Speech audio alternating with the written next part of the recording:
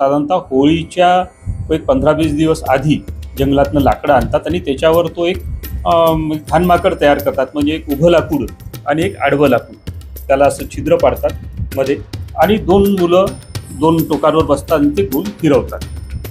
तर त्याला म्हणतात घाणमाकड.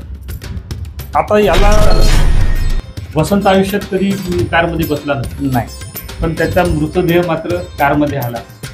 आमच्या गावात बोला की हिंदू आणि मुस्लिमपेक्षा शेजार धर्म बरा आहे. हिंदू आणि मुस्लिमपेक्षा शेजार धर्म बरा आहे. माणसांना जोडणारा तोच धागा खरा आहे. क्या आणि तो क्षण काय असेल? आणि ही कार जेव्हा आली, लोकांना वसंताच्या जाण्याचं दुःख होतच, पण आपल्या गावात कार आली याचाही एक आनंद होता. अरे आणि त्या वाघांच्या फार सुंदर ओळी आहे की चंद्र सूर्य जरी आले हाती, विठ्ठलवाघ म्हणतात, चंद्र सूर्य जरी आले हाती, विसरू नये पायाखालची माती. नमस्कार, मी भीमराव लोणारे. पॉडकास्टमध्ये मी आपलं स्वागत करीत आहे. यावेळी मी WH न्यूजच्या या स्टुडिओमध्ये आहे आणि आमच्या स्टुडिओला एक या शहरातील लस नव्हे तर संपूर्ण महाराष्ट्रामध्ये ज्यांची पुस्तक गाजलेली आहे असे assistant editor Avinash Mahalakshmi sir हे आमच्या स्टुडिओमध्ये त्यांनी भेट दिलेली आहे. सर, तुमचं खूप खूप स्वागत आहे. सर्वप्रथम तर तुम्हाला मी शुभेच्छा देईल की तुम्ही एक सुंदरसं असं पुस्तक लिहिलेलं आहे. त्या पुस्तकीचं नाव मी सांगेल. हे बघा, घाणमाकड. नेमकं घाणमाकड काय, हा मलाही एक प्रश्न पडलेला आहे. सर, ही घाणमाकड म्हणजे काय, नेमकं काय आहे? म्हणजे या पुस्तकामध्ये नेमकं काय? कारण महाराष्ट्रामध्ये हे प्रचलित होत आहे पुस्तक. बरोबर आहे. कसं आहे की घाणमाकड एक जानेवारी महिन्यात घाणमाकड पुस्तक प्रकाशित झालं नागपूरमध्ये. त्यावेळी अनेकांना घाणमाकड हा शब्द माहितीच नाही असं लक्षात आलं.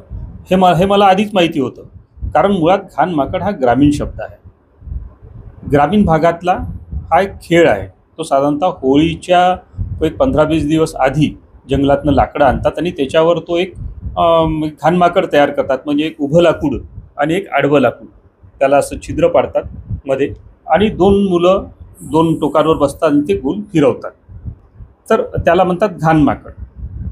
आता याला घाणमाकडच का, तर असं सांगितलं जातं की एक घाणा असतो, आपण एखाद्याला घाण्याचा बैल म्हणतो, की घाणा म्हणजे असा गोल गोल फिरणारा. साधारणतः होळीच्या आधी हा ग्रामीण भागातला एक लोकप्रिय खेळ आहे. ज्यांचं आयुष्य ग्रामीण भागात गेलं असेल त्या प्रत्येकाला घाणमाकड हे निश्चित माहिती आहे आणि त्या घाणमाकडचा आनंदसुद्धा त्यांनी घेतला आहे. आणि होळीच्या वेळेला म्हणजे होळीच्या दिवशी ही घाणमाकड होळीत जाळून टाकतात किंवा बऱ्याच ठिकाणी त्या घाणमाकडच्या भोवतीच होळी रचतात. या खेळाला सुरुवात म्हणजे होळीच्या पर्वावरच होते का? होळीच्या एक 15-20 दिवस आधी जंगलातनं ते लाकूड आणतात. दोन लाकडं, जसे एक उभं आणि एक आडवं, ते जमिनीत गाडतात.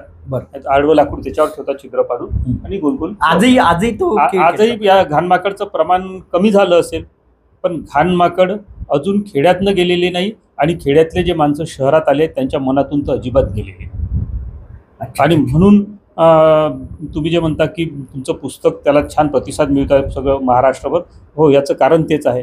कारण हे जे घाणमाकड आहे ही प्रत्येकाच्या मनात आहे आणि कुठेतरी मी लोकांच्या मनातलं जे ग्रामीण जीवन आहे त्या पुस्तकात मांडण्याचा प्रयत्न केला. सर, महाराष्ट्रातील काही जे तुमचे वाचक आहेत, हे पुस्तक ज्यांनी वाचलं त्यांनी मला म्हणजे विचारलंही मी की अविनाश महालक्ष्मी सर जे म्हणजे मित्र आहेत की अविनाश महालक्ष्मी सरांनी खूप सुंदर असं पुस्तक लिहिलं आहे आणि मांडणी एक सुंदर केलेली आहे. घाणमाकड हे एक शीर्षक दिलेलं आहे, पण ग्रामीण भागातील संपूर्ण जे म्हणजे त्यांची दिनचर्या असते ते संपूर्ण या पुस्तकामध्ये दिलेलं आहे. काय सांगाल? कसं आहे, हे पुस्तक काही घाणमाकडेचा इतिहास सांगणारं पुस्तक नाही आहे. घाणमाकड या खेळाचा, घाणमाकड हा एक प्रातिनिधिक शब्द आहे की घाणमाकड ग्रामीण जीवनाचा, कारण घाणमाकडचा संबंधच मुळात ग्रामीण जीवनाशी असल्यामुळे घाणमाकड हे शीर्षक घेऊन मी याच्यामध्ये एक 40-50 वर्षापूर्वीचं ग्रामीण जीवन या पुस्तकामध्ये मांडलेलं आहे की 40-50 वर्षापूर्वीचे 40-45 वर्षापूर्वीचे लोक कसे होते, सामाजिक जीवन कसं होतं, लोकांमध्ये संबंध कसे होते, विविध सण कसे साजरे व्हायचे, जातीयतेबद्दल कशी परिस्थिती होती, असंच आणि खेळ कसे होते आणि हे सर्व या पुस्तकामध्ये मी मांडलेलं आहे. आणि हे जे मांडलेलं आहे याच्यात कुठेही काल्पनिकता नाही, बरं, वास्तविकता आहे. वास्तविकता आहे. बरं. कुठेही अतिशयोक्ती केलेली नाही, जे आहे ते आहे. आणि दुसरं, आणि कसं आहे की ग्रामीण जीवन मांडताना नुसतंच मी असेच लोक असे राहायचे तसे राहायचे असं जर मांडलं असतं तर ते वाचायला तेवढं असं नीरस झालं असतं. पण ते जर वाचनीय व्हायचं असेल म्हणून मग मला त्याच्यात काही मी अनुभव टाकले ग्रामीण भागातले. ते अनुभव माझे स्वतःचे आहेत. बरोबर बरोबर. ते स्वतःचे अनुभव टाकून, आणि त्याच्यामुळे जे लोकांना असं वाटतं की अरे माझं आयुष्य आहे का. बरोबर. हे मी पुन्हा सांगतो की घाण माकड हे माझं आत्मचरित्र नाही. बरोबर. माझे जरी अविनाश महालक्ष्मी सरांचं हे आत्मचरित्र नाही. याचं कारण अतिशय कमी काळ, म्हणजे माझा शालेय जीवनातला एक 5वी 7वी पर्यंतचा काळ जो त्या गावामध्ये गेला असेल, त्या काळात ते मला तो काळ मांडायचा असल्यामुळे मी ते अनुभव घेतलेले आहेत. आणि ते अनुभव आणि स्वाभाविक माझे अनुभव असल्यामुळे मला हे ठेवूनच मला त्या पुस्तकात ते लिहावं लागेल. म्हणजे माझं आत्मचरित्र नाही आहे. हे सगळं ग्रामीण भागाचं चित्र मांडणारं आणि हे ग्रामीण भागाचं जीवन मांडणारं, आणि ते जीवन जे प्रत्येकाला आज कोणी शहरात जरी गेला असेल त्यालाही ते आपलं वाटतं. सर, या पुस्तकामध्ये मी एक बघितलं की वासुदेव आला रे वासुदेव आला आणि स्कायलॅब, हे म्हणजे एक ते वाचलं मी, बघितलं. ह्या पुस्तकामध्ये सुंदर अशी तुम्ही मांडणी केलेली आहे त्या संदर्भात. कसं आहे, या पुस्तकामध्ये मी काही व्यक्तिरेखा मांडल्या आहेत. एक वासुदेव आहे, एक पांडुजी म्हणून आहे, बरोबर, आणि एक भाऊजी म्हणून आहे.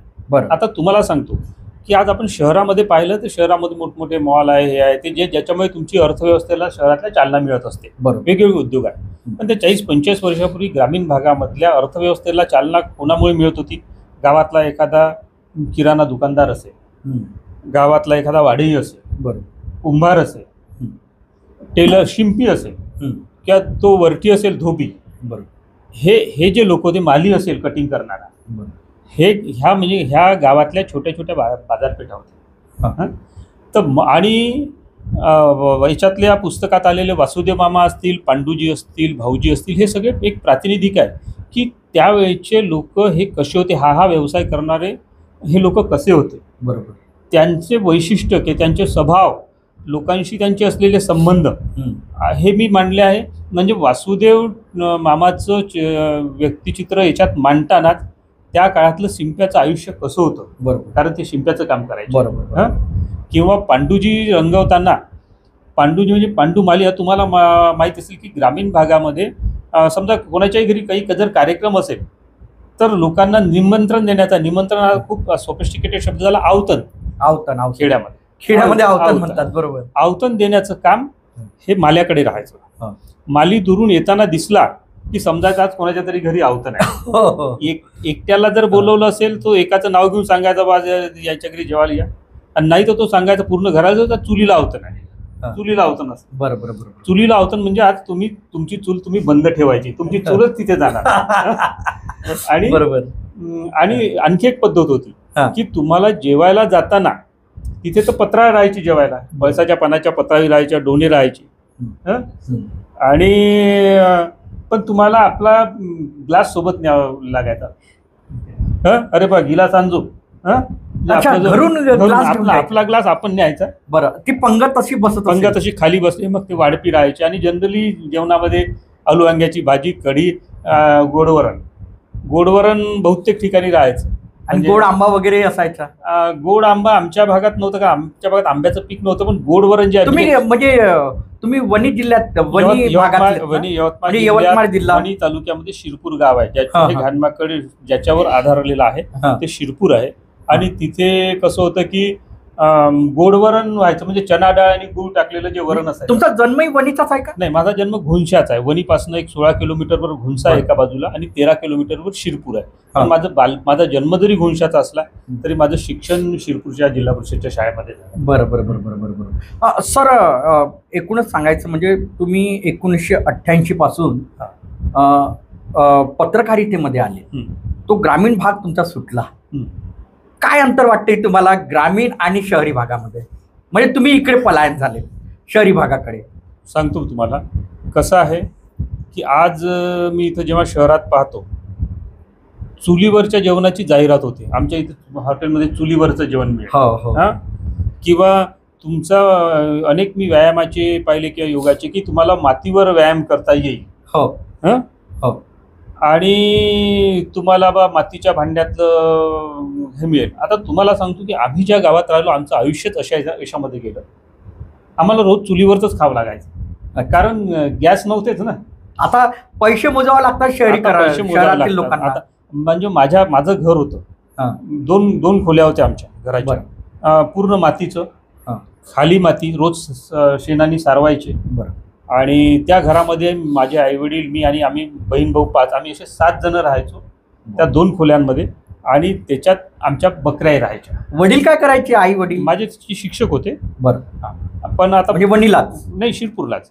पण कबिला आमचा मोठा होता आणि तर कसं मग त्या बकऱ्याही राहायच्या. बरं, बकऱ्या दिवसा बाहेर आम्ही अंगणात जरी बांधल्या पण रात्री लांडगा येऊन खायची भीती राहायची. अच्छा, लांडगा? कारण खेडं होतं, जंगल लागून राहायचे. मग अशा वेळेला बकऱ्या म्हणजे आम्ही ज्या बाजेवर झोपायचो तर त्या बाजेलाच बकऱ्या बांधायच्या, तिथेच त्या मुतायच्या, त्यांच्या लेंड्या पडायच्या. आम्ही दूध सुद्धा बकरीचंच प्यायचो. आणि आता लोक औषध म्हणून बकरीचं दूध आणतात, महाग कुठे मिळेल तर, किंवा एखाद्याला टीबी वगैरे झाला असेल तर त्याला मुद्दाम बकरीच्या कोट्यात झोपवतात. आम्हाला म्हणजे सुदैवाने काय म्हणजे ते बकरीच्या कोट्यामध्ये टीबी झालेला काय कारण? असं आता जुन्या काळातल्या लोकांचं असं म्हणणं होतं की बा श्वासाच्या विकारावर हे बकरीचं दूध असेल किंवा बकरीच्या ते मूत्र असेल, लेंड्या, याच्या वासाचा काही परिणाम होतो. बरोबर, चांगला त्याच्याने आजार बरा होतो म्हणून टीबी झालेल्या. कारण तेव्हा आजच्यासारखे आधुनिक उपचार नव्हते ना. नाही. आणि शहरामध्ये असतील तर गरीब माणूस जाऊ शकत नव्हता. बरोबर. असे उपायच हे त्याच्यासाठी एक दिलासा देणार. सर, या पुस्तकामध्ये घाण माकड या पुस्तकामध्ये तुम्ही स्कायलॅबच्या संदर्भात तुम्ही एक मांडणी खूप सुंदर केलेली आहे. एक प्रकरण आहे यामध्ये. तर कसं आहे की जे लोक आज 50शीत किंवा 50शीत पार करून पुढे गेले असतील त्यांना साधारणतः स्कायलॅब हे निश्चित आठवतं. म्हणजे पूर्ण काय झालं आठवत नसेल तरी तो शब्द त्यांच्या कानावरनं गेला आहे.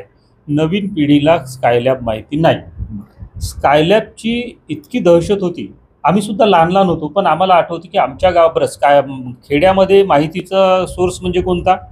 गावात 1 किंवा 2 ठिकाणी पेपर यायचा, ग्रामपंचायतमध्ये किंवा एखाद्या आला तर कोणाच्या सावकाराच्या घरी, शाळेमध्ये असेल तो काही त्याच्यापर्यंत सर्वसामान्य माणूस त्या पेपरपर्यंत पोहोचू शकत नव्हता. किंवा काही लोकांच्या, मोजक्या लोकांच्या घरी रेडिओ होते. मग स्कायलॅबच्या काळामध्ये लोक ज्याच्या घरी रेडिओ आहे त्याच्या घरी जाऊन बातम्याच्या वेळेला बसायचे. तोही मग आपल्या घरचा रेडिओ अंगणामध्ये आणून ठेवायचा, सगळ्यांना ऐकता आल्या पाहिजे म्हणून. आणि मग आता काय सांगते स्कायलॅबची बातमी? स्कायलॅब हे यांनी अमेरिकेने सोडलेलं आहे. म्हणजे स्कायलॅब म्हणजे काय? अवकाश प्रयोगशाळा. 7 मजली उंच ही अवकाश प्रयोगशाळा होती. ती व्यवस्थित तिचं काम सुरू होतं, पण तिच्यात बिघाड निर्माण झाला आणि आता ती पडणार असं जाहीर झालं. तर ती कुठेही पडू शकते. तर शिरपूरच्या अशा, मी या प्रकरणात मांडल्या अशा काही घटना घडल्या की शिरपूरच्या लोकांना असं वाटलं की स्कायलॅब आता आपल्या गावावर पडणार, आपल्या अंगावर पडणार. आणि त्यामुळे मग त्या गावामध्ये भीती, जसं कोरोनाची भीती होती ना मरणाची 2-4 वर्षापूर्वी, तर कोरोनापेक्षा कदाचित जास्त, म्हणजे फक्त लोक ऍडमिट नव्हते पण मरणाची भीती सारखी होती की आपण कुठल्याही क्षणी, म्हणजे सामूहिक मरणाची मानसिक तयारी, सामूहिक मरणाची मानसिक तयारी लोकांनी केलेली होती. जे लोक मंदिरांमध्ये पूजा असतील, ज्या धर्माचा असेल ते करत होता, त्या जेवढं गोडधोड खाऊन घेता येईल, जे नॉनव्हेज त्यांनी सगळे कोंबड्या बकऱ्या खाऊन टाकल्या. स्कायलॅब काळच तो वेगळा. आणि हे सगळं त्याच्यामुळे अनेक गमती घडल्या. आता ह्या सगळ्या गमती ती भीती याच्यावरच हे स्कायलॅब नावाचं प्रकरण या पुस्तकामध्ये घेतलेलं. अच्छा. एकूणच यामध्ये जे तुम्ही जी मांडणी केलेली आहे आणि ग्रामीण भागातले जे लोक आहेत आज ते शहराकडे वळत आहेत, ते कुठेतरी या पुस्तकातली मांडणी कुठेतरी इतिहास जमा होत आहे. काय सांगा? कसं आहे, बरोबर आहे तुमचं. कसं आहे, शहरी लोक शहराकडे वळत आहे हा एक भाग झाला. पण आपण जेव्हा पाहतो तर शहर गावाकडे चाललंय असं एक दिसतंय. म्हणजे जे आधी छोटे खेडे होते त्यांच्या आता हळूहळू छोटे शहर व्हायला लागले. बरोबर. लोक गावातले येत आहेत पण शहर सुद्धा गावाकडे चाललं आहे. तर कसं आहे की मी सांगतो की माणूस गावातनं खेड्यातनं समजा मोठ्या शहरात आला, त्या मोठ्या शहरातून आणखी मोठ्या शहरात गेला, कुठेही गेला पण त्याच्या मनातनं त्याचं गाव जात नाही. बरोबर. हां, आणि तो एखाद्या वेळा तो तसा विसरणार नाहीच. त्याच्या मनातल्या मनात ते गाव जिवंत असतेच असतेच, आणि ते असलंही पाहिजे. तर म्हणून ह्या सगळ्या लोकांचे, असे जे लोक आहेत जे ग्रामीण भागातून इथे आले आहेत, तर त्या लोकांच्या मनातलं गाव जागं करण्याचा किंवा जिवंत ठेवण्याचा मी एक प्रयत्न या घाण माकडच्या माध्यमातून केला आहे. आणि की हे मांडलं आहे की किती निखळ आज तुम्ही पाहता, किती सगळीकडे म्हणजे इतका द्वेष पसरला आहे. बरोबर. म्हणजे आपण सांगतो आपण अशा देशात राहतो, आपल्याला गांधीजी अहिंसेचा मंत्र आठवतो, भगवान बुद्धाचा करुणा आणि अहिंसेचा आपल्याला लाज वाटते. ज्या पद्धतीने आपण वागतो एकमेकांशी, आपण मात्र वेगवेगळे झेंडे घेऊन पण हे, आणि अशा वेळी हे जे पाहतो ना आजचं भोवतालचं जीवन, त्यावेळेला मग ग्रामीण जीवनाची मला प्रकर्षाने आठवण येते की अरे कसा काळ होता. मी त्या याच्यात लिहिलं आहे की आमच्या त्या गावामध्ये कोणीही आज एखाद्याला तुम्ही जात विचारा, त्याला राग येईल, काय रे तुझी जात असं. पण तिथे आम्ही जिथे होतो, का रे तू कोणाचा आहे, तू कुंब्याचा आहे का महाराचा आहे का बामणाचा आहे कुंभाराचा आहे.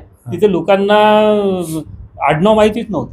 बरोबर. जातच माहिती अमुक हा, आणि याची ही जातीवरून लोक ओळखले जायचे, जातीवरून लोक बोलवायचे. म्हणजे ग्रामीण भागामध्ये त्या खेड्यामध्ये. बरं. पण त्याचं कोणाला काही वाटतही नव्हतं. म्हणजे एकामेकाच्या घरी जाऊन ते जेवण करायचे, एक्झॅक्ट खेडीमेडीने राहायचे. ते इतका जातपात नव्हतीच ना.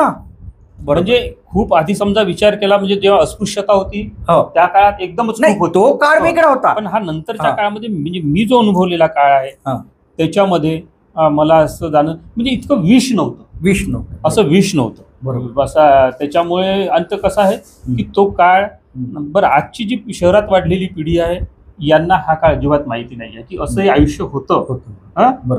म्हणजे लोक आपल्या आज कसं आहे की फ्लॅट सारखं आयुष्य झालंय, बंदिस्त. बरोबर. लोक मोकळे चाकळे राहायचे. अरे तुमच्या घरचं साधं तिखट मीठ संपलं तरी बाजूच्याकडून उसणं आणण्याची पद्धत होती.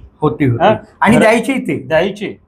घरात काही भाजी केली तर त्या बाजूच्या घरी नेऊन दे. बरोबर. मला प्रथाच नाही आहे. आता होती म्हणजे आमच्या लोणचं आमच्या घरी राहायचं, आमच्याही लोणचे चांगले करायचे आंब्याचे. तर गावात कोणाची जरी तब्येत बिघडली तर बाई थोडंसं लोणचं द्या म्हणून, तर तोंडाला चव नाही बा, कडू वाटते. हे जे आहे ना, ही प्रथा होती. आणि हे सगळे समाज सगळे जपायचे. आणि हे जे घाणमाकड मध्ये मांडलेलं जे आहे हे जीवन माझ्यासारख्या तिथल्या सगळ्याच लोकांचं होतं, सर्वसामान्य. मी ते शब्दबद्ध केलं. सर्वसामान्यांचं होतं. आणि तेच मी या पुस्तकामधून मांडलेलं आहे. सर, एक प्रश्न असाही आहे की तुम्ही म्हणालेच, आता बोलता बोलता म्हणाले की आताच्या म्हणजे वर्तमान काळामध्ये जातीपातीचं राजकारण सुरूच आहे. बरोबर आहे की नाही? हे असं व्हायला नको. कारण शेवटी स्त्री आणि पुरुष हे दोनच जाती आहेत. का असं घडत आहे आपल्या? नाही पहा, याच्याबद्दल मला असं वाटतं की तुम्ही स्त्री पुरुष म्हणता, मी त्याच्याही पुढे जाऊन आणखी असं म्हणतो की मी एकच धर्म मानणारा माणूस आहे. मी फक्त मानव धर्म मानतो. मानवता. आणि सगळ्यात चांगला धर्म कोणता तर शेजार धर्म. शेजारी, तुमचा शेजारी कोण आहे याची चॉईस तुम्हाला नसते. तुमच्या शेजारी कोणत्याही जाती धर्माचा माणूस राहू शकतो, कारण तोच धावून येतो. तर म्हणून माझीच एक कविता आहे, 4 ओळीची मी कविता सांगतो. बोला. की हिंदू आणि मुस्लिम पेक्षा शेजार धर्म बरा आहे. हिंदू आणि मुस्लिम पेक्षा शेजार धर्म बरा आहे. माणसांना जोडणारा तोच धागा खरा आहे. ही माझ्याच ओळी आहेत या माझ्या खळी पुस्तकामध्ये आहेत. तर हा जो शेजार धर्म आहे, आपण तुकडोजी महाराजांचं नाव घेतो, आपण गाडगेबाबांचं नाव घेतो, पण तुकडोजी महाराजांनी सांगितलेला जो मानव धर्म आहे तो नाही पाळत आपण. त्याचं आपण पालन केलं पाहिजे. बरोबर. हे आपण पालन केव्हा करू, जर आपली जी नाळ आहे मातीशी असलेली. म्हणून मी शहरातल्या व्यक्तींवर याच्या टीका करत नाही. बरोबर. पण माझं बालपण गेल्यामुळे मला असं वाटतं मातीतला माणूस हा जास्त संवेदनशील असतो का? कारण त्याचा संबंध त्या मातीशी असतो ना. मातीशी असतो म्हणजे माती, झाडं, पानं, फुलं, गाई, वासरू, ढोरं बिरं सगळे त्याचे एक. आणि शहरामध्ये मला लक्षात, मी शहरात राहतो, माझं एक बंदिस्त जीवन, 4 भिंतीच्या आड मी जास्त करत नाही. विठ्ठल वाघांच्या फार सुंदर ओळी आहे की चंद्र सूर्य जरी आले हाती, विठ्ठल वाघ म्हणतात, चंद्र सूर्य जरी आले हाती, विसरू नये पायाखालची माती. तर हे जे आहे की पायाखालची माती आपण विसरू नये. आपल्या हातात किती यश आलं, चंद्र सूर्याला जरी तुम्ही जाऊन तुमच्या हातात आले, ती विसरू नये. घाणमाकडा त्याच्यासाठी केलेला प्रयत्न की आपल्या मातीवरचं ऋण व्यक्त करण्याचा हा प्रयत्न आहे आणि आपली माती विसरू नये. प्रत्येकाच्या मनात आपलं गाव जिवंत राहावं. म्हणजे काय, गाव म्हणजे फक्त घर नाही, गावातले रस्ते नाही, गावातली माणसं असतील म्हणजे एक भावना, एक सद्भावनेचं वातावरण जे आहे ते राहावं. आणि हे पुस्तक वाचल्यानंतर मला अनेकांनी सांगितलं की इतकं निखळपणे तुम्ही मांडला याच्यामध्ये. म्हटलं बिलकुल, हे प्रामाणिकपणे मांडलेलं आहे, म्हणूनच ते लोकांना आवडतं. सर, हे जेव्हा तुम्ही पुस्तक लिहित होते, किती दिवस लागले तुम्हाला पुस्तक लिहिताना? आणि जेव्हा विचार करून तुम्ही लिहित असाल, तर मांडणी जेव्हा करत असाल या पुस्तकासाठी, किती दिवस? कसं आहे तुम्हाला सांगतो, हे पुस्तक लिहावं असं म्हणजे मला, म्हणजे तेव्हा पुस्तक नव्हतं पण माझ्या मनात ह्या सगळ्या आठवणी होत्या. मी खूप लहान होतो तेव्हा, म्हणजे 1ली, 2री, 3री अशा असताना. तेव्हा तर काही पुस्तक वगैरे विषय. पण नंतर जसं मी शहरामध्ये आलो तर माझ्या मनामध्ये कुठेतरी हा तंटा सुरू होता शहरी आणि ग्रामीण मानसिकतेचा. आणि त्या प्रत्येक वेळेला माझं गाव मनातलं या शहरातल्या माझ्या राहण्यावर मात करून जायचं. मला त्याची ओढ जास्त वाटायची. तर असं हे नेहमी वाटायचं. मग आपल्या मित्र मैफिलीमध्ये मी असे किस्से सांगायचो बऱ्याच मित्रांना. आता आमचे महाराष्ट्राचे संपादक आहेत श्रीपाद अप्राजी, ते आणि मी आता एकाच ऑफिसमध्ये काम करतो आणि त्यांच्याशी बरेचदा चर्चा व्हायची. ते मला म्हणायचे, अविनाश, याच्यावर एक चांगलं पुस्तक होऊ शकते. मी 1-2 फेसबुकला असे त्या आठवणी लिहिल्या, त्याला खूप चांगला प्रतिसाद मिळाला. त्यालाही लोकांनी म्हटलं की तुम्ही याच्यावर आणखी का लिहित नाही बा पुढे. मग मला असं वाटलं की आपल्याला, मग मी थोडं ते सिरियसली घेतलं. आणि कोविडच्या आधी, आता कसं माझाही तो काळ इतका जुना होता की मी कोविडच्या, आता त्या गावाशी गेल्या अनेक वर्षात माझा संबंध नाही. कोविड काळात लिहिलं का हे पुस्तक? लिहिलं कोविड, पण कोविडच्या आधी मी त्या गावात जाऊन राहिलो 2 दिवस. बरं. कारण मला त्या सगळ्या आठवणी, म्हणजे मी जिथे राहिलो ते घर असेल की जिथे खेळलो, टेकडी असेल, नदी असेल, तलाव असेल, या सगळ्या ठिकाणी, किंवा गोद्री माहित असेल तुम्हाला ग्रामीण भागामध्ये, की गोद्रीवर, ग्रामीण भागात आजच्यासारखे शौचालय कुठं होते? नाही, गोद्री होती. खाली भरली की चालले गावाच्या, आणि ते गावाला कोणतरी तुमच्या सोबतचा जो असेल, एखाद्या दोस्ताला, अरे चालतो का सोबत, असं त्याला सोबत घेऊन जायचं मित्राला. बरोबर. किंवा इतकी वाईट परिस्थिती होती, पण अंधारात वगैरे ते गोद्रीमध्ये जायचे, पहाटे व्हायची. आणि महिलांचं वेगळं राहायचं, पांदीच्या रस्त्याने महिला बसायच्या. परिस्थिती अशी होती की एखादा पुरुष जात असेल तर त्या महिलांना लगेच उठून उभं राहावं लागायचं. बरोबर. ही इतकी भयंकर परिस्थिती गावामध्ये, ती सगळी परिस्थिती मी याच्यावर. त्यावेळेस महिलांचा सन्मान होता. आज जेवढं म्हणजे महिलांवर आपण बघत आहोत दिवसेंदिवस जे अत्याचार होत आहे, पण त्यावेळेस महिला उघड्यावर शौचालय करायला जायच्या, पण तेवढा सन्मान पुरुष सुद्धा द्यायचे. तेच तर म्हणतोय मी, माझं म्हणणं तेच आहे. ते जे वातावरण आहे ते आपलं जपलं पाहिजे. तुम्ही तुमच्या मनातलं गाव जपलं ना, तुमचं मन सुद्धा बदलून जाऊ शकतं. शहर म्हणजे शहरी हा कोलाहल जो आहे तो पूर्ण तुम्हाला, तुमचं म्हणजे शहरात जसं आपण हवेमधलं जसं प्रदूषण आहे ना, तसं मनातही प्रदूषण होते. बरोबर. तर त्याच्यामुळे मला असं वाटतं की गाव जपलं पाहिजे. शेवटी माणसं कुठली इथली असोत, माणसं सगळे सारखेच असतात. बरोबर. माणसं सारखीच आहेत ना. मी एखादा म्हणून शहरातला आहे म्हणजे तो काही मनाने, सगळे सारखेच असतात. फक्त जसजशी तुम्हाला परिस्थिती मिळत जाते तसतसं आपल्या मनाची जडणघडण होत जाते. तर गाव जपायला हवं, गाव जपायला पाहिजे.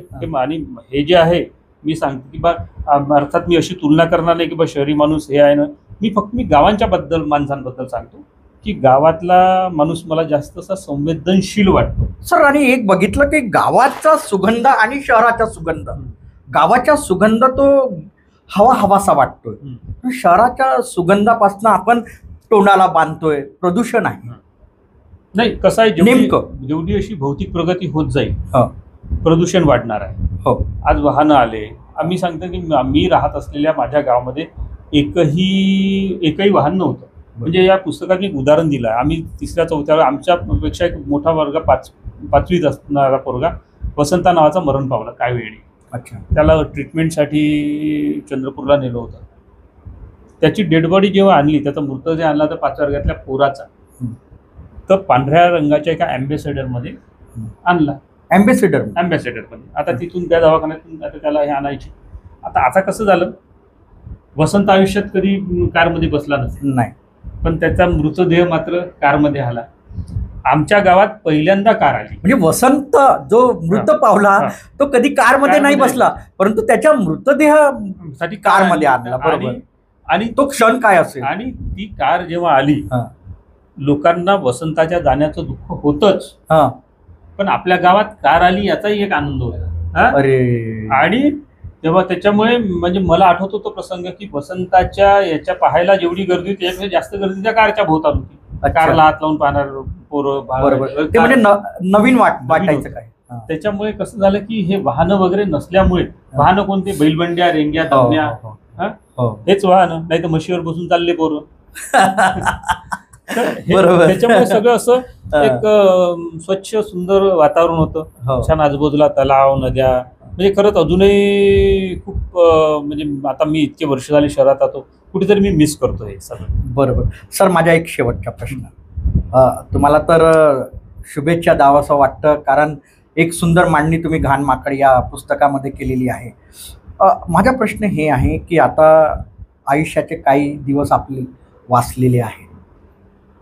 शहरामध्ये राहून असं वाटते की आता कुठेतरी आपण ग्रामीण भागात जिथे जन्मालो आलो तिथे जावं आणि तिथे आपला शेवट तिथे करावा, असं अनेकांना वाटते जे ग्रामीण भागातून आलेले आहे. बरोबर. तुम्ही काय सांगाल तुमचं? बरोबर आहे. याच्या आधी आणखी एक मला हे सांगावंसं वाटतं या पुस्तकाबद्दल. एक पहिले सांगून देतो की ह्या घाण माकडचं हे जे मुखपृष्ठ आहे, सुंदर मुखपृष्ठ आहे. अजय रायबोले चित्रकला महाविद्यालयात, शासकीय चित्रकला महाविद्यालयात प्राध्यापक आहेत. त्यांनी हे काढलेलं आहे. आणि याच्या 26 प्रकरणं, या प्रत्येक प्रकरणाला सुंदर असं चित्र अजय रायबोले. आणि जवळपास वर्ष लागलं त्याला, कारण प्रत्येक प्रकरण वाचायचं आणि त्याच्यावर काढायचं. आणि मलाही 3-4 वर्ष लागले, कारण मी बहुतेक प्रकरण मी सगळे रात्री लिहिले 12 नंतर. म्हणजे तुम्हाला शांती कारण कसं नाही, मग दुपारी कोणाचा फोन आला काही, याला आपलं ऑफिसचं काम सांभाळून. अजयनी खूप छान म्हणजे मेहनत घेतली या पुस्तकावर. आणि नागपूरच्या विजय प्रकाशननी, सचिन उपाध्याय, त्यांनी हे पुस्तक प्रसिद्ध केलेलं आहे. हे पुस्तक प्रसिद्ध केलं आहे, प्रकाशन त्यांचं आहे. आणि आज महाराष्ट्रातल्या सगळ्या पुस्तक विक्रेत्यांकडे आणि ॲमेझॉनवरही घाण माकड उपलब्ध आहे आता. आणि तुमचा प्रश्न होता की अनेकांना असं वाटतं की आपण आता ग्रामीण भागातील जे आलेले आहे शहरातले, त्यांना असं वाटतं की आपण आता ग्रामीण भागात जावं, आपलं आयुष्य तिथे काढावं. तर तिथे काढावं असं वाटतं. आणि ग्रामीण भागात त्याच्यातही त्यांचं जिथे गेलं असेल आयुष्य, कारण कसं असं माणसाला नेहमी नॉस्टॅल्जिक व्हायला किंवा भूतकाळात रमायला खूप आवडतं. बरोबर. आणि ते गाव जे असतं हा त्यांचा भूतकाळ असतो. आणि भूतकाळाचं आकर्षण हे माणसाला नेहमीच असतं. ह्या आकर्षणापोटीच त्यांना असं वाटतं, जोवर त्यांच्या जबाबदाऱ्या असतात, नोकरी असते, मुलाबाळांचे शिक्षण असतात, तोपर्यंत त्यांना ती शहरात राहणं भाग असतं. त्याच्यानंतर असं वाटतं त्यांना की नाही बा, आपला हा काळ कदाचित त्यावेळेची माणसं राहिली नसतील, घरं बदललेली असतील, पण शेवटी माती तीच असते. आणि त्या मातीच्याच सानिध्यात आपण राहावं असं एक, आणि ते असं वाटणं त्यांना स्वाभाविक असतं. बरोबर. तर निश्चितच मी तुम्हाला सांगेल की अविनाश महालक्ष्मी सर जे आहेत त्यांनी सुंदर असं घाण माकड हे पुस्तक लिहिलेलं आहे. आणि ग्रामीण भागातील जे दिनचर्या असतं त्याची मांडणी त्यांनी इथे केलेली आहे. आणि एकूणच सांगायचं म्हणजे अविनाश महालक्ष्मी सर जे आहेत त्यांनी आपला जो ग्रामीण भागाचा जो अनुभव आहे तो या घाण माकड या पुस्तकामध्ये त्याची मांडणी केलेली आहे. 26 प्रकरणं आहेत या पुस्तकामध्ये. 26 प्रकरणं आहेत. आणि एकदा जर तुम्ही या पुस्तकाला वाचायला सुरुवात केली तर ते पुस्तक शेवट केल्याशिवाय तुम्ही सोडणार नाही, हे मी हमखासपणे सांगतोय. आणि ॲमेझॉनवरतीही हे घाण माकड पुस्तक अवेलेबल आहे आणि संपूर्ण जे बुक स्टॉल आहे तिथे सुद्धा हे घाण माकड जे पुस्तक आहे ते अवेलेबल मिळेल तुम्हाला. सर तुमचं खूप खूप अभिनंदन जे आमच्या या स्टुडिओमध्ये तुम्ही भेट दिली आणि सुंदर असं घाण माकड हे पुस्तक तुम्ही लिहिलं. कारण ग्रामीण भागातील जे मुलं आहेत किंवा जे तिथून शहराकडे आलेले आहेत त्यांना ह्या पुस्तक वाचून त्यांना असं वाटेल की आपण ग्रामीण भागामध्येच राहायला हवं. कारण तो हवासा वास आजही त्यांच्याजवळून गेलेला नाही. शहराचा वास आणि ग्रामीण भागातील वास हे त्यांना आकर्षण वाटते. आणि खरंच ग्रामीण भागामध्ये जे मनुष्य किंवा जोही मनुष्य राहतो तो ग्रामीण भागातील जे दिनचर्या असतो त्यापासून तो प्रफुल्लित असतो. तर आपण बघत राहा WH न्यूज IBM TV 9. आमच्या चॅनलला लाईक करा, सबस्क्राईब करा, आयकॉन बेल बटन दाबण्यात विसरू नका. धन्यवाद. नमस्कार. नमस्कार. नमस्कार.